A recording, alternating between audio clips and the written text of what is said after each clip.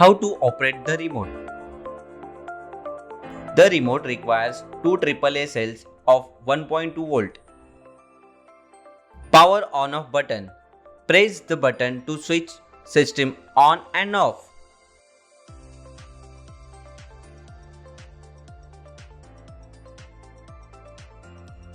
Increment button to increase the time.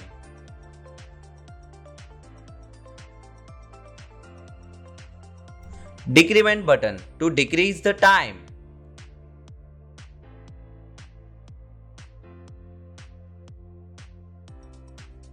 Status button to indicate the system's ongoing operation condition.